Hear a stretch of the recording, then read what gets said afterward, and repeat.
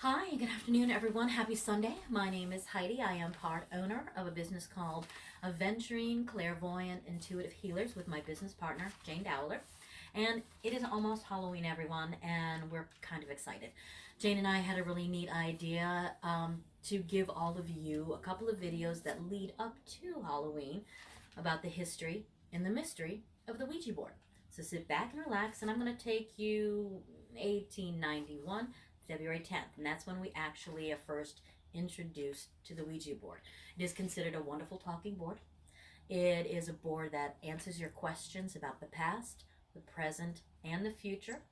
It was considered very harmless, very wholesome fun. It was okay if you wanted to have a seance on Saturday night, perfectly okay, and not being bothered to going to church on Sunday morning. That's how people felt about it. Now, a lot of the research that I am giving you was done by a gentleman by Robert Birch, and he's actually considered a Ouija historian. Now, he believed that the Ouija board really took off in America in the 19th century with the advent of spiritualism. Spiritualism just means that your dearly departed can make contact with the living.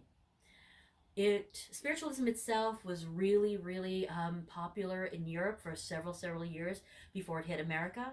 But in 1848, it hit America hard when we have two psychic sisters called the Fox sisters hit the circuit. And they were considered psychic mediums. What they actually did was a lot of seances. They did a lot of table tilting, and they claimed that they would be able to talk to the dearly departed through raps on the wall and taps on the table. Now, as I said, they are your celebrity mediums back then. And it was considered clean fun. Robert Murch points out that spiritualism back then also offered a lot of people solace because back then lifespan wasn't past 50 years old. Because you had women dying in childbirth, you have children passing away from a fever, and you have men going off to war that never came back. You have Mary Todd Lincoln, who is the wife of President Lincoln, and she had many seances at the White House after her 11-year-old son passed away from a fever in 1862. During the Civil War, spiritualism was really important to people because it drove families to seek comfort. Men that went off to war never came back. They needed help, they needed solace, and it was really very popular towards the second part of the 19th century. As spiritualism grew in the United States, so did the anxiety of not hearing fast enough from the dearly departed. Back then, you have to remember, we did have the telegraph, so we can talk to each other back and forth as human beings quite quickly through the telegraph. Was there a reason why the spirits couldn't do the same thing? So, here's when something else comes in. Not exactly the Ouija board, but they did have a board out there called the spirit board. And it would talk and tell you about the past, the present, and the future. It really didn't have a name. But you have an industrialist out there, a gentleman by the name of Charles Kennard. Now, he kind of took the ball rolling with this because with the Associated Press, they actually reported in 1886 of this phenomenon called the talking board. Nobody knows actually where that talking board came from, but the spiritualists knew about it, and they would talk through this talking board.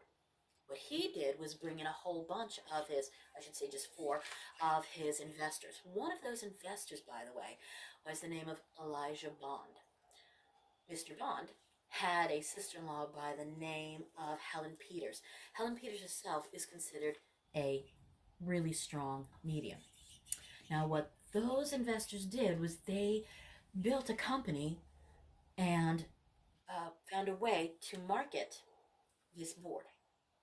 It was called the Kennard Company. It was a Kennard novelty business, and it was supplied by these investors. One was also a colonel who was a surveyor at that time. Elijah Bond was a local lawyer, and Mr. Kennard himself just brought all these investors in, built on this idea from the Associated Press about this board, and then he decided, okay, let's make it. These gentlemen had absolutely nothing to do with spiritualism. They really, truthfully didn't care about it, but they were great investors. They knew how to make money, and this is basically what they wanted to do, was to make money and open the wallets of the American public. So with that in hand, they created the Ouija board. Now, how did they name the Ouija board? Well, that's where Mr. Bond's sister-in-law, Miss Parker, comes in. They sat down at a table with this board, and they asked the board, what is your name? That actually went to Ouija. How cool is that? When they asked it what it meant, it said ominously, good luck. That's what Ouija meant. Now, with the history that was being researched at the time, and I want to probably, read that to you, and let me have it here. When they were sitting at the table, when they asked the board what their name meant, it said good luck. It's kind of eerie and cryptic. But for the fact that Peters acknowledged that she was wearing a locket bearing the name of a picture of the woman with the name Ouija right above the name. Now, that's the story that emerged from the Ouija founders' letters. And it's very possible that the woman that was in the locket is a famous author and popular women's rights activist by the name of Ouija, whom Peters admired, and that Ouija was just a misreading of that word. And you know what? We're human beings. We make a mistake. But when you look at the Ouija board and you see where D is over here and J is over there, you're wondering, how do you make that mistake? But again, we are human beings, and that's what happens. So, when we have the name of the Ouija board, now we need to patent it. Now, you can't do anything unless you patent this, and you want to make your money. You want to make sure that you do it right. Now, you have to prove that the Ouija board works. So, Elijah Bond and his sister-in-law went to Washington, and they filled out the application.